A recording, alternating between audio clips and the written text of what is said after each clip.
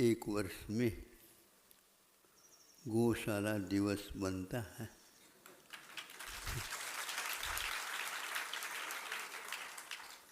और वह भी पर्व के दिनों में, त्याग के दिन। यह उन्हीं लोगों के लिए बंधा हुआ दिन है।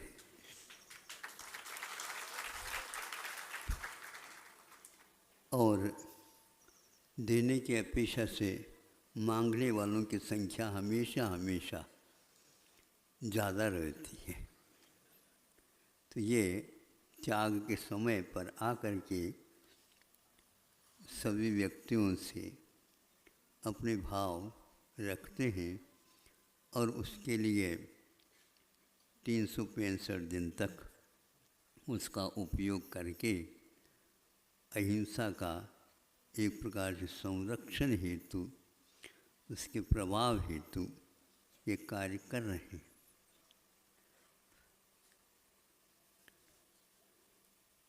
ये निश्चित है, जब कभी भी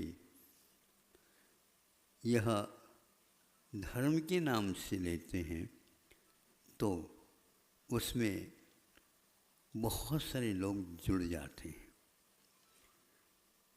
और जोड़ने की आवश्यकता नहीं, स्वयं यदि जुड़ जाता है तो सामने वाला भी उसके साथ जुड़ने को तैयार होता है।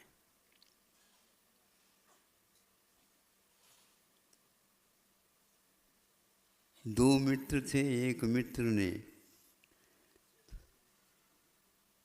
दीक्षा ले ली, श्रमण बने,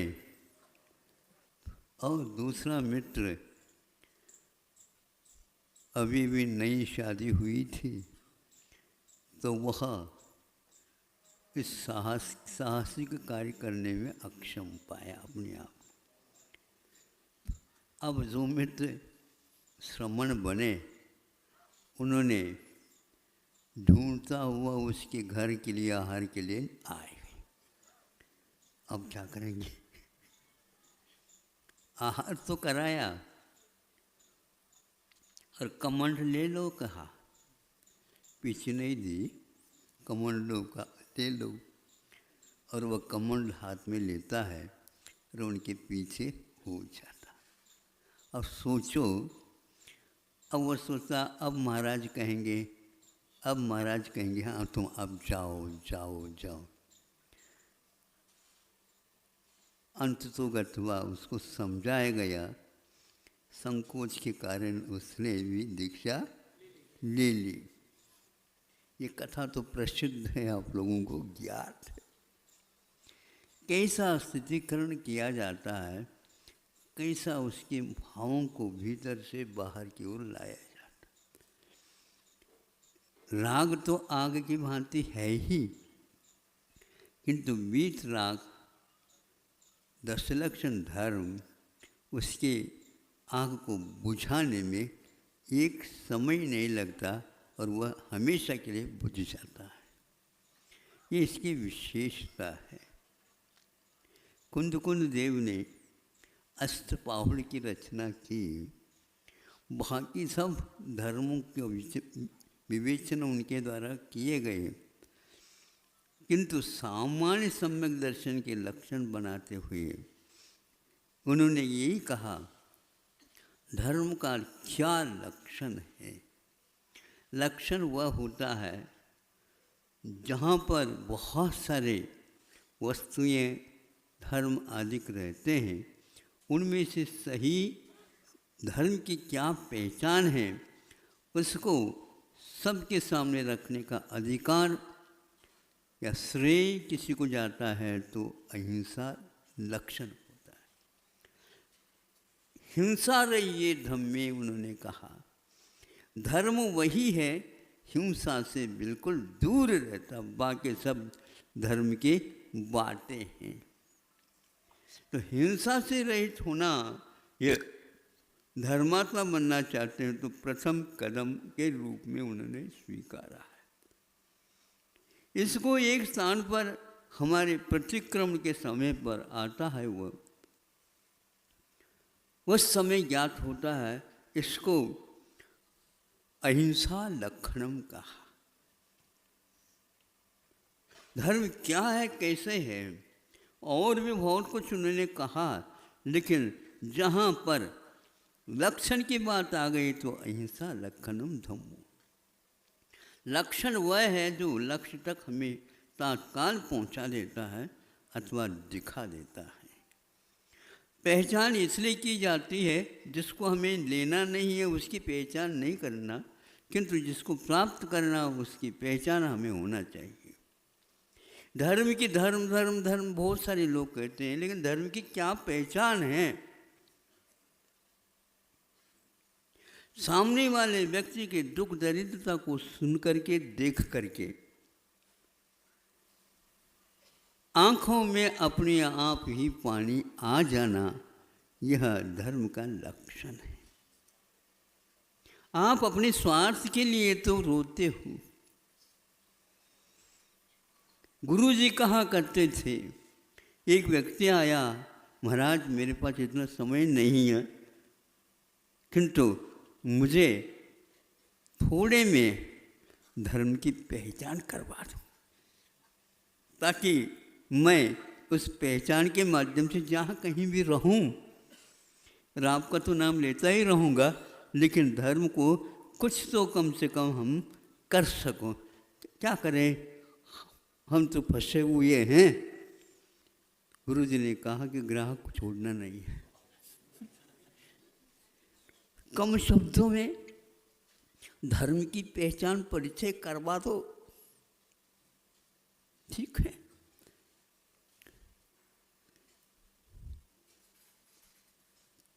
तो कभी कभी क्या, बार बार अपनी बात को मनाने के लिए तो स्वार्थ को लेकर के रोते हो और उसकी पूर्ति के लिए पुरुषार्थ करते हो। ऐसा करो, दूसरे के दर्द को, वेदना को देख करके उसको मैं दूर कैसे कर सकता हूँ, और आंखों में पानी आ गया, समझ लो दूसरे के लिए रो रहे हो, ये धर्म है। गुरुजी तो गुरुजी थे, सुन करके वहीं पर बैठा था। अब हमें ज़्यादा परिश्रम करने की आवश्यकता ही नहीं, कुछ सूत्र ऐसे मिल जाएंगे तो हमारी दुकान तो खूब चले। दूसरे के दुख को दूर करने के लिए, करें या न करें ये अलग वस्तु, ये अनुकंपा, कलेजा जिसको बोलते हैं आप, कप जाए, दूसरे की कपाना नहीं, किंतु स्वयं के दर्द को देख करके खप जाए। राम वनवास में कुछ नहीं हुआ उनको, जो ही सीता गुम गई उनकी आंखों से पानी पानी होता। कवियों ने अतिशयोक्ति में ये भी लिखा है, कंकर कंकर पत्थर पत्थर से पूछता है, नदी नालों से पूछता है, वृक्ष के कोपलों से पूछता है, कहीं आप लोगों ने मेरी सीता को देखी है? एक बार कह दो तो मैं अवश्य उसको ढूंढ निकालूंगा, लेकिन लक्षण ही नहीं मिल रहा है, तो फिर सीता को कैसे मैं पहचान सकूंगा? कहाँ है ये कैसे कह सकूंगा? इसमें कोई संदेह नहीं। इस लक्षण को पहचानने वाला तो हनुमान ही एकमात्र हो सकते। और हनुमान तैयार हो गए और उड़ गए। विद्याधर तो थे ही, ढूंढ निकाला और जा करके सीता को मुद्रा दे दी और नमस्कार किया। ये कौन है? ये पूछने की और सोचने की बात नहीं है, ये वह है, ये मुद्रा ब्याह के समय पर पहनाई गई थी और वह आज निकाल करके हमारे पास भेजने वाले तो राम के सिवा न कोई हो ही नहीं सकता। इधर से राम का लक्षण आ गया और उधर से सीता का लक्षण आ गया। इसको बोलते हैं अहिंसा लक्षण। दया धर्म का मूल है। भारतीय संस्कृति में ये पंक्ति हमेशा हमेशा सब लोगों के मुख से पाप मूल अभिमान। रावण पाप की मूल को सींचता था और वह पाप करने से एक दिन वो पाप का घड़ा भरी जाता है। जब तक तेरा पुण्य का बीता नहीं करार, तब तक तुझको माफ है, चाहे गुनाह करो हजार। भारत ही एक ऐसा राष्ट्र है, संकल्प है उसका, गुनाह नहीं करूँगा मैं, किंतु कोई करता है और अपने ऊपर प्रहार करता है तो हारूंगा नहीं मैं। अंतिम क्षण तक, दम छूटने तक मैं अपना कार्य करूँगा। एक व्यक्ति इतिहासकार ने सब कुछ अद्भुत अद्भुत अद्भुत बातों को संकलित किया और एक किताब में उन सब अद्भुत बातों का विवेचन किया। उनमें एक भारत के लिए भी उन्होंने स्थान दिया था। 10-15 हज़ार वर्ष हो गए होंगे। दुनिया में बहुत सारे देश हैं, उन्होंने स्वार्थ के वशभूत होकर के कई देशों के ऊपर कई देशों ने आक्रमण किया, भरमार। लेकिन इन सब देशों में और इतने दीर्घ काल में एक आश्चर्य की बात है, भारत ने आज तक किसी के ऊपर भी आक्रमण नहीं किया, लेकिन जो आक्रमण करता है उसकी धज्जी उड़ा दी। दोबारा वह घूम करके भारत की ओर इस निगाह से देख तो ले। ये विश्वास उसके पास है, यदि देश की रक्षा नहीं कर सकते तो धर्म की रक्षा कैसे करोगे आप? धर्म को सुरक्षित रखने के लिए यह आवश्यक है। मांग की आवश्यकता ही नहीं, ऐसी सरकार बनाओ आपकी मांग को होने से पूर्व में पूर्ण कर सके। बार बार मांगने से उसका महत्व कम होता है। यह तो धर्म है। यदि अहिंसा धर्म को कर्तव्य मान ले हम, तो करने योग्य कार्य का नाम कर्तव्य है। इसको बताने की क्या आवश्यकता है? एक संतान के लिए भी यही संस्कार, यही पाठशाला में, यही घुट्टी में पिलाते चले जाओ तो पक्का एक दिन आएगा वह इसको कार्य करके ही रहेगा। क्योंकि बाकी सब होते रहते हैं, ये तो करने योग्य कार्य होता नहीं है, किंतु उसको किया जाता है। और मैं जब तक जीवित हूँ तब तक ये हो नहीं सकता, इसमें कोई संदेह नहीं है। हमें कर्तव्य की ओर देखना है।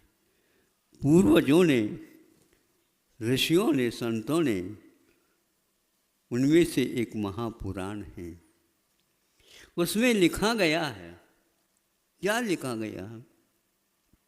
भरत चक्रवर्ती प्रथम चक्रवर्ती हुए, ऋषभनाथ भगवान की प्रथम पुत्र थे।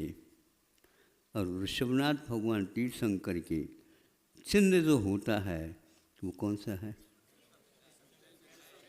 बैल वृषभ है। यह वृषभ एक प्रकार से भिन्न भिन्न जो खाद हैं उनके निषेध करने के लिए युग के आदि में ही ऐसी खाद मिले कहाँ से? तो गोवंश आदि पशुओं के माध्यम से ही मिलेगा। इसके बिना खेती कर नहीं सकते। और सर्वप्रथम शशास कृष्णादि सुकर्म सुप्रजा, सर्वप्रथम वृषभनाथ ने ये कर्म छठकर्म दुनिया के सामने रखा। उसमें सर्वप्रथम कृषि को प्रधानता दी है। वैश्य लोगों, एक आप कर्तव्य की ओर आ जाओ। पैसा चाहिए तो उन्होंने कहा अर्थ वस्तुतः कोई वस्तु नहीं है, आवश्यक है। तो क्या है, किससे उसकी पूर्ति होगी? तो कहते हैं जड़ से नहीं होगी, चेतन से होगी। धन के लिए आचार्यों ने सर्वप्रथम यही लिखा, गोधन, गजधन, अश्वधन और कई प्रकार के धन बताए।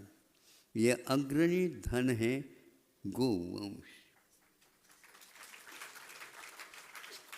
70 वर्ष 75 वर्ष होने के बाद यदि न्यायालय में इसका चर्चा का विषय बनता है तो अभी तक न्यायालय मूक था। न्यायालय के सामने ये पंक्तियाँ नहीं थी। लेकिन जब अति हो जाती है तो इति हो जाती है, और इति हो जाता है तो अवश्य अथ प्रारंभ होता है सुख का, शांति का और दया का। अब वह श्री गणेश पुनः चालू होने का भाव या समय आया तो न्यायालय के न्यायाधीश ने, उच्च न्यायालय में इस प्रकार की चर्चा हो गई तो उच्च न्यायालय के आधार पर ही लगभग सर्वोच्च न्यायालय का न्याय की घोषणा होती। कुछ समय के लिए हम सोच सकते हैं, लेकिन उनको तो पूछना ही पड़ता है। इसी आधार पर वो करते हैं, वो भूल नहीं सकेंगे। अब सर्वोच्च न्यायालय की आवाज़ भी आ ही जाएगी, क्योंकि यहीं से तो ऊपर तक पहुंच गया। ये थी उसमें उन्होंने लिखा, जब कृषि के लिए अनिवार्य है, चक्रवर्ती को उन्होंने बताया कि हाँ यह पहले कार्य करना है आपको। तो उस समय सुन रहे हो? आओ सुनो। अभी तो सुनाने के लिए बैठे थे, आप मांगने के लिए बैठे थे। सुनो कितनी कमियां आ गई हैं। चक्रवर्ती के पास सर्वप्रथम कृषि करने के लिए गोवंश कितना था। गोवंश का अर्थ केवल गाय नहीं होता, और गो मैंने केवल पशु के लिए यही है होता ऐसा भी नहीं। उसके साथ बहुत सारे, उसको अश्व के लिए भी याद किया, हाथी के लिए भी याद किया, गोवंश के लिए भी याद किया, और भी बहुत सारे पशु पक्षी हैं। ये सारे उसी के अंतर्गत आते हैं। मुख्य रूप से उन्होंने कृषि को जीवित रखना है, और फलवती जमीन पर यदि वह रहेगा निश्चित है। रोमांस ऑफ द काउ एक किताब हमारे पास आई थी। ये बहुत इसलिए मैं कहता हूँ आपके सामने रख दूँ, वह इंग्लिश में लिखी गई है, किंतु खुरई से एक महाराज जी ने पुस्तकालय से उसको ले ली, हाथ में लग गई। तो उन्होंने सोचा कि महाराज जी के पास भेजें तो वो सबसे अच्छा होगा। वो आ गई। उसमें विदेशी लेखक ने क्या लिखा है, उन्होंने कहा गाय की एक सींग पर यह दुनिया, यह पृथ्वी खड़ी है। आप क्या लिखेंगे? बिल्कुल ठीक है। और इसके नीचे पंक्तियां थी, यदि भारत है तो गाय है, और यदि गाय है तो भारत है।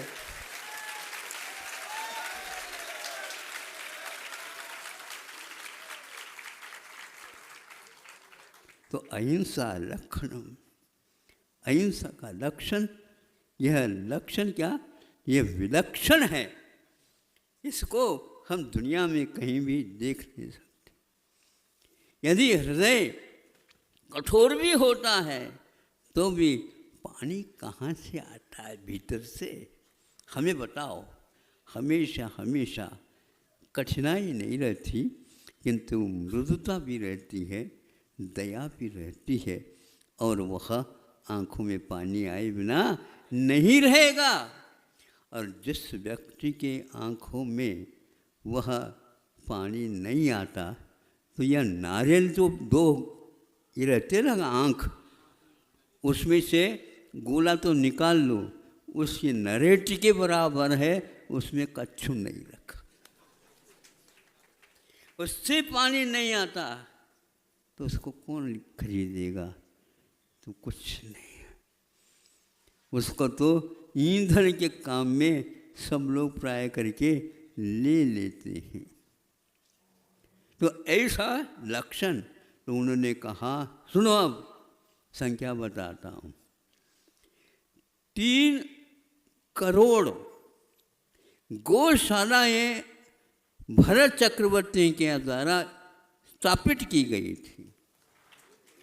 3 करोड़ गौशालाएं, एक गौशाला में एक भी मान लो ब्रज बनता है 10,000 का, वह होता है। अब सुनो, वृंदावन की बात कर रहे हो, 10,000 तक पहुंचने के लिए मांग कर रहे हो, बोलो आप। कहने के लिए चक्रवर्ती हो गए, पंच कल्याण में बन गए, बनाने वाले बना दिए, और एक भी गौशाला नहीं खोलो, और गौशाला के लिए सोचते हैं,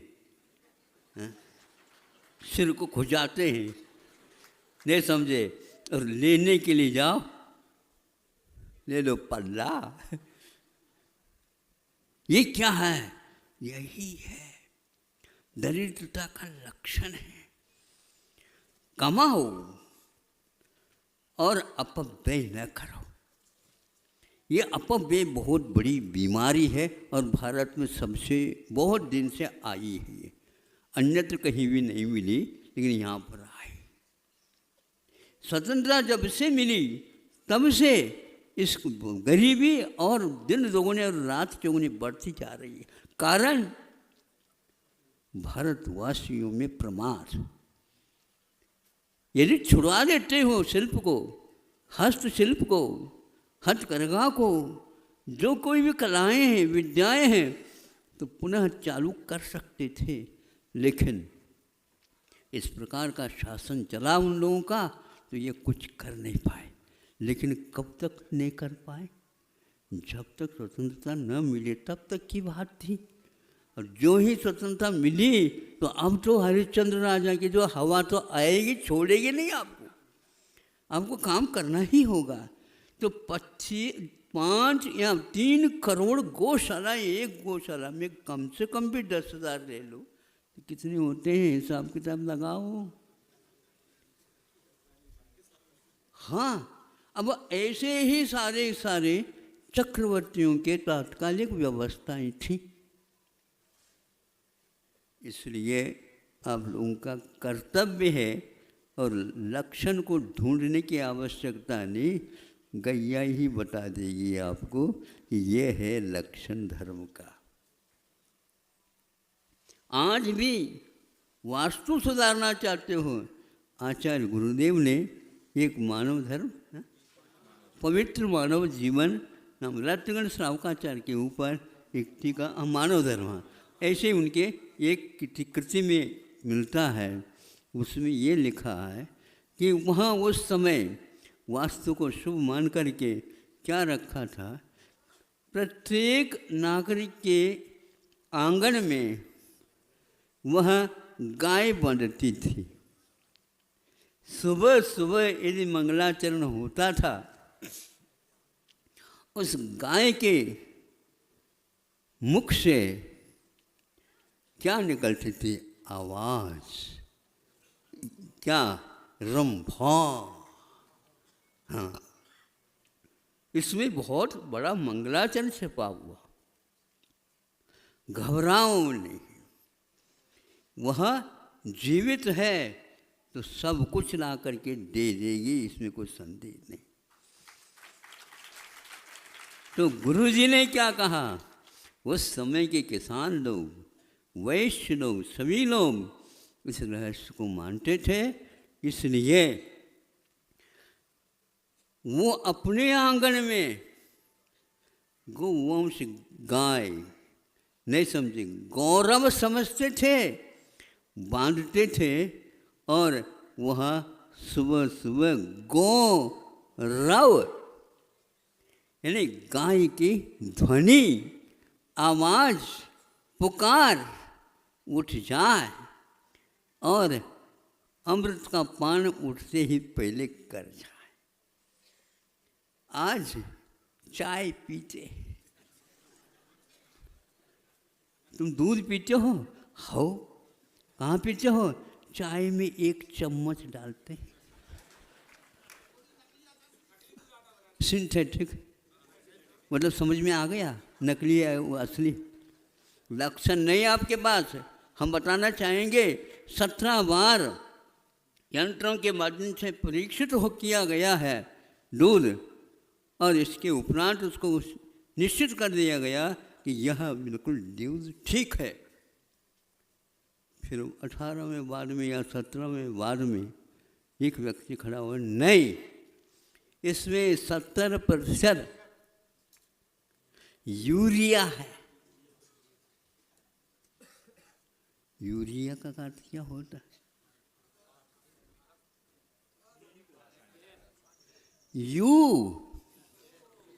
रिहा।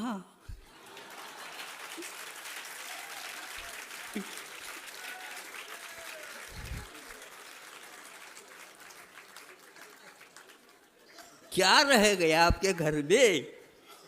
1 चम्मच गाय का दूध तक नहीं मिलता। महाराज आशीर्वाद दे दो। ऐसा आशीर्वाद हमारा फूकट में नहीं मिल रहा। जाओ, हमारे आशीर्वाद के माध्यम से आपके घर में पुरुषार्थ और कर्तव्य के दीपक जलाना चाहिए। तो गुरुजी ने कहा ये गौरव का विषय है। प्रत्येक नागरिक अपने आंगन में बांधता है और वह सर्वप्रथम इन कानों से सुन लेता है गौरव, गाय के ध्वनि को सुन लेता है। अहो भाग्यमान था। 3 करोड़ जो सुन लिया, हमने पढ़ लिया, कहीं ऐसा तो नहीं है मैं रचने से पूर्व में सभा के सामने और दोबारा पढ़ लिया तो अक्षर में वह संख्या लिखी गई थी, इसलिए पढ़ता गया। 5 करोड़ या 3 करोड़ गौशालाएँ ऐसा उनके यहाँ मिलता था। और वो ऐसे 365 रसोइया उनके यहाँ रहते थे। और दूध तो दिया जाता था चक्रवर्ती को। 1000 गाय या 2000 गाय का दूध निकालो, 5000 गायों के लिए वह पिला दो, और वहाँ उनसे पुनः दूध निकालो, पुनः 2000 के लिए पिला दो। इस प्रकार करते करते करते अंत में 1000 रह गया। तो उसके माध्यम से क्या करना? उसके माध्यम से एक प्रकार से उनकी रसोई बनाई जाती। आम यदि लेते हो तो आम भी जो है, आम के लिए भी गायों के दूध ऐसे वह उसके लिए सिंचन के लिए दिए जाते थे। फिर बाद में मोर आएगी, फिर कोकिल की आवाज़ आएगी, फिर इसके उपरांत आम पकेगा, फिर वह उसके पास जाएगा आम, वह उनको दिया जाता था। ऐसे भोजन करने वाले वह एकाध ही व्यक्ति थे, किंतु दूसरे को वे दे दे तो दस्त लग जाते। लिखा हुआ उसमें, क्योंकि इतना वह गरिष्ठ होता था। पूरे कटक को भी खिलाए जाए, आधे ही लड्डू में पूरा कटक संतुष्ट हो जाता था। तो फिर चक्रवर्ती के पेट में कितनी ज्वालामुखियाँ थीं, एक बूंद भी नहीं बचता था, न पसीना आता, न ही मलमूत्र होते थे, और शरीर टनाटन। और ये आज कोरोना कोरोना कोरोना कोरोना, ये क्या है? ये ऐसे आहार, शाकाहार के माध्यम से अपने जीवन को चालू कर दो तो वह ऐसी बीमारियां कभी आ ही नहीं सकती। आती हैं तो हाथ जोड़ करके कह देते हमें छोड़ दो। इसलिए घबराओ नहीं, आप तो ऋषभनाथ वंश की परंपरा से आ रहे हो, कुछ बात बची है उसके माध्यम से प्रारंभ कर दो, इसमें कोई संदेह नहीं। और वह ऐसा ही होता है। अवसान के काल में ये इसी प्रकार का होता है। पुनः जब वह उदय काल आता है तो वहीं से अपना प्रारंभ होता है। हुंडाव सर्पनिक काल है, घबराने की बात नहीं। इस निकृष्ट काल में भी उत्कृष्ट अहिंसा दर्शन का हम लोगों के सामने दीपक जल रहा है।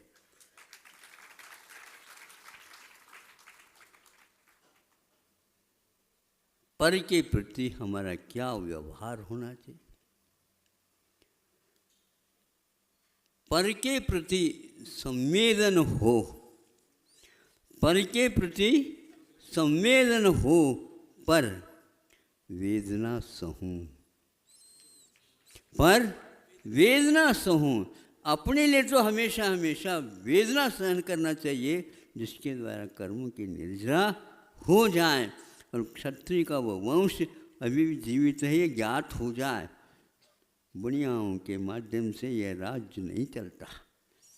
ऐसे व्यक्ति की आवश्यकता है जो कभी भी तराजू और बाँट अपने हाथ में नहीं रखता, किंतु सामने वाला जो वैश्य है वो ठीक रखते हैं क्या नहीं, इसको देखते रहते हैं।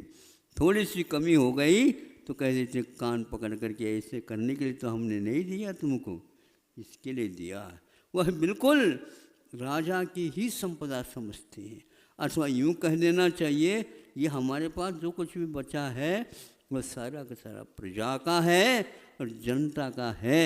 इस प्रकार सोचे बिना लक्ष्मी कभी भी आप लोगों के ऊपर प्रसन्न नहीं होगी।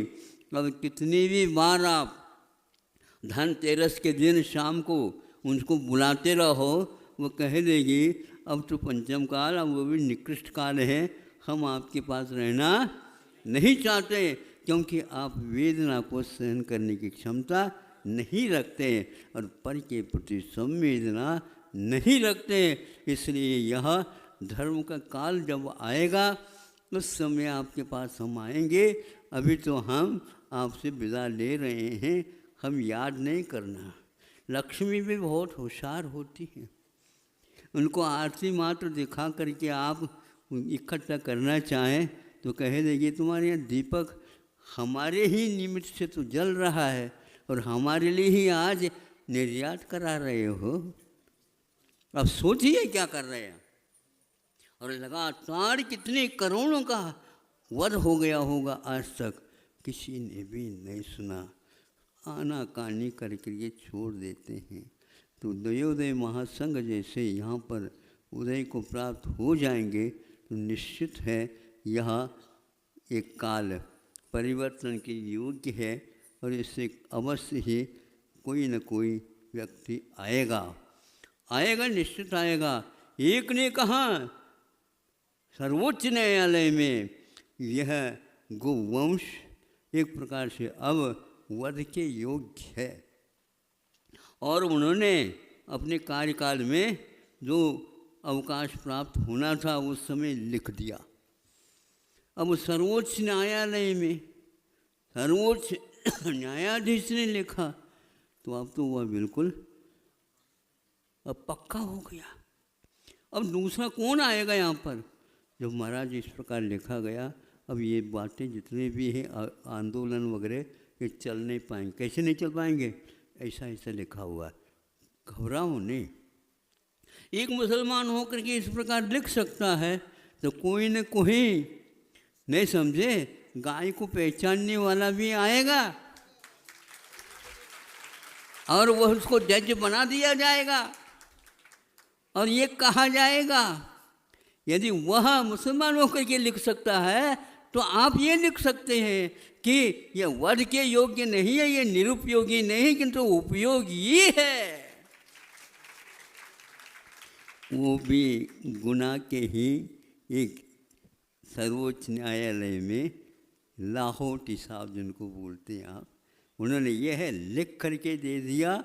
वहाँ पर प्रवेश होना भी मुश्किल था सर्वोच्च न्यायालय में और वह हो गया। कैसे हो गया? उसी गैया ने भेज दिया जाओ खटखटाओ और कहो, और ये काम हुआ है।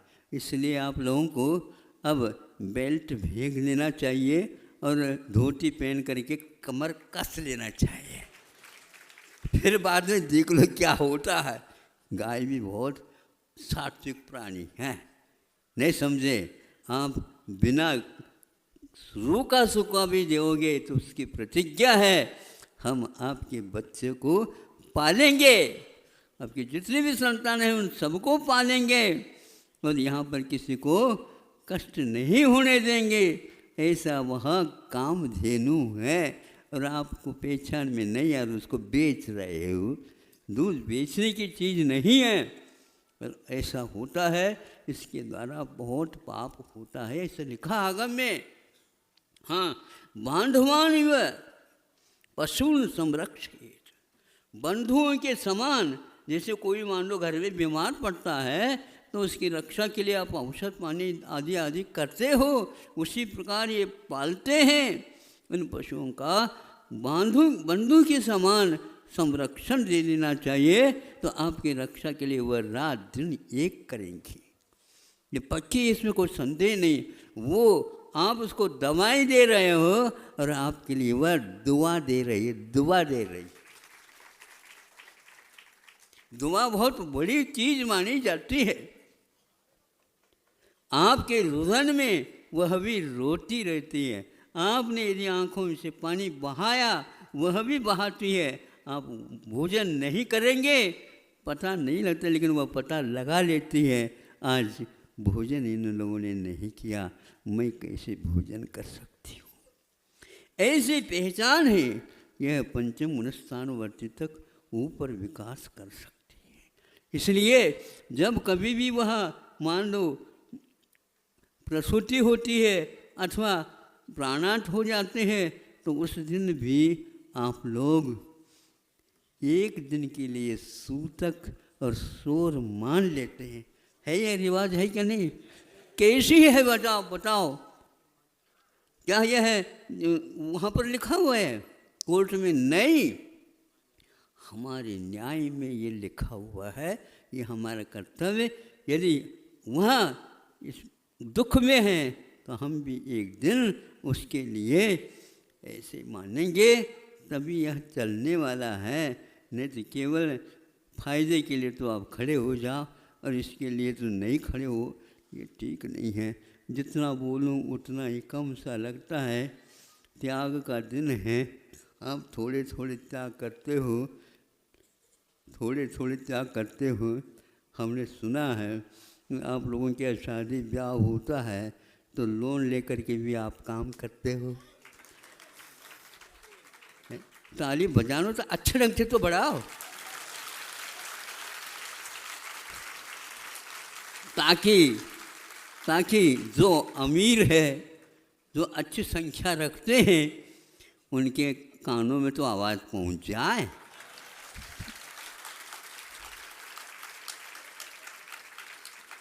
शादी ब्याह हो जाते हैं महाराज, शादी ब्याह की बात ही छोड़ दो।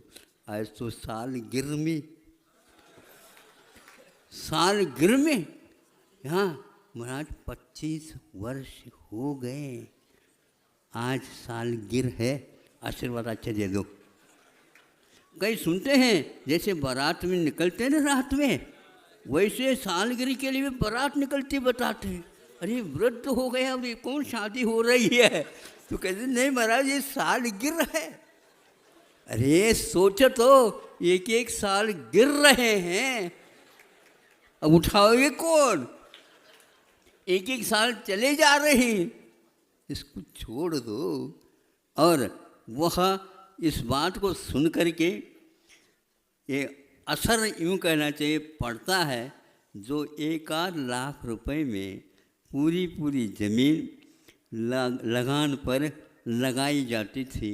हमने कहा भैया 1 लाख तो कुछ नहीं है, आप क्षेत्र के लिए यदि उन्नति चाहते हो तो बीना बारा में जो ज़मीन थी लगभग 100 एकड़ से भी ज़्यादा, अब तो उन्होंने 150 तक पहुंचा दी, और वह पूरा का पूरा शांति धारा के नाम से है।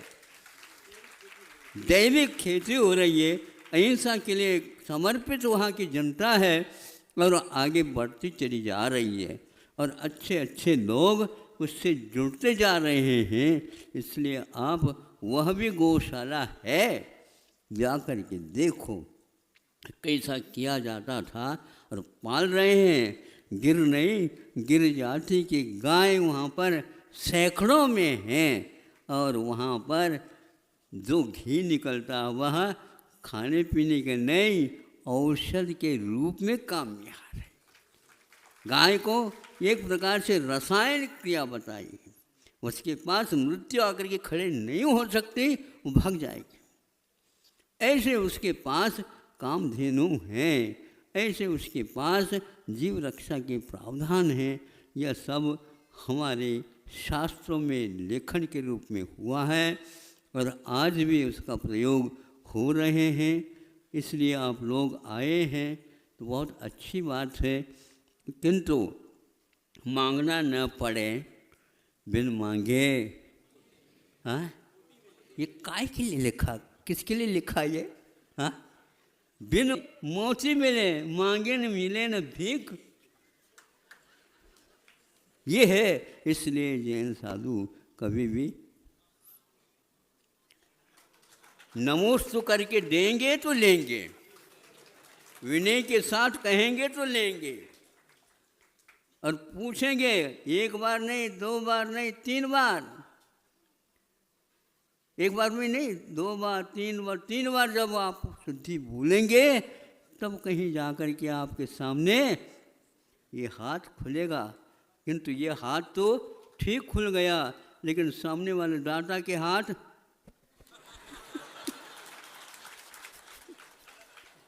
कप रहे। कहीं ऐसा न हो महाराज आधुरे में बैठ जाए, हे भगवान कृपा कर दो, पूर्ण आहार हो जाए, हो जाए, हो जाए। ऐसे कर्म करो, सब कुछ होगा।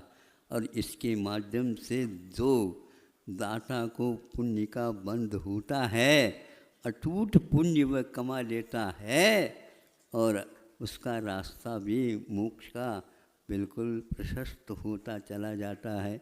आज का ये त्याग दिन वर्षों से नहीं, ये युग के आदि से लेकर के अब तक आई है, और यह अखंड 10 दिन के लिए आ जाता है पर्व, और 1 वर्ष में 3 बार भी ये पर्व मनाया जाता है। किंतु आप लोग इसको एक ही बार भाद्रपद में रखते हैं, ये भी कम नहीं है। यह 10 प्राणों के लिए एक प्रकार से संरक्षण देने वाला है। इसलिए आप थोड़ा सा भी दीपक जलाओ, एक छोटा सा भी दीपक जलाओ, तो भी अंधेरा वहाँ से इधर आने को वहीं के वहीं रह जाएगी। टिमटिमाते दीपक की ओर पीठ दिखा के भागती रात, रात भाग रही है। भैया यहाँ पर हमारा संरक्षण नहीं, क्योंकि दीपक जल रहा है। छोटा सा दीपक है, गैस बत्ती नहीं है, लेकिन ये छोटा सा भी दीपक पास यदि अंधेरा आ जाता है तो वह भी परिक्रमा कर दे और भागने को है, सांस नहीं होता उसका उसको छू सके। हवा के द्वारा तो दीपक बुझ सकता है, लेकिन अंधेरे के द्वारा कभी भी दीपक बुझ नहीं सकता। यह पक्की बात है, इसलिए डरो नहीं। अपने श्वास को थोड़ा सा प्रशिक्षित करो, नहीं है तो अपने ही श्वास के द्वारा वह दीपक बुझ सकता है, बुझता है। इसलिए अब बुझाना नहीं, अपने को संयत बनाओ और अवश्य ही इस कार्य को करते रहना, कराते रहना, संकल्प देते रहना। ये ध्यान रखो, आप लोग इस समय दहेज लेते हो, करोड़ों तक पहुंच जाता है, उसको तो मैंने यूँ ही कह दिया है, आपको याद दिलाया, क्योंकि महाराज तो इसको कुछ जानते नहीं होंगे। आप जैसे बहुत से हमारे पास आ जाते हैं, जना देते हैं, महाराज उन्होंने तो इस साल ये शादी कर ली तो वहाँ क्या हुआ, हाँ जितना दिया है उससे डबल और आ गया। ये है, इसलिए देखो सुनो, एक बहुत अच्छी बात है। राजस्थान वाले आए थे, वो बीना बारा में आए थे और आर होने को है, गर्मी का समय चल रहा था।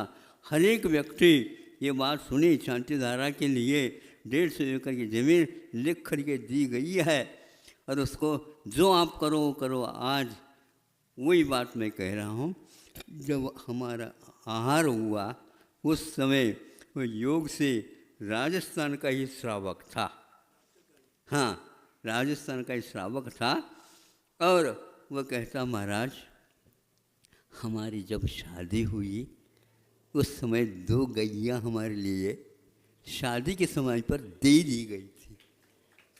याद दिलाया, मतलब उस पत्नी के साथ उन दोनों को यहाँ तक भेजा जाता था, क्योंकि वह वहाँ पर सुखरूप से रहे और वहाँ पर भी उनका वंश बढ़ता चला जाए।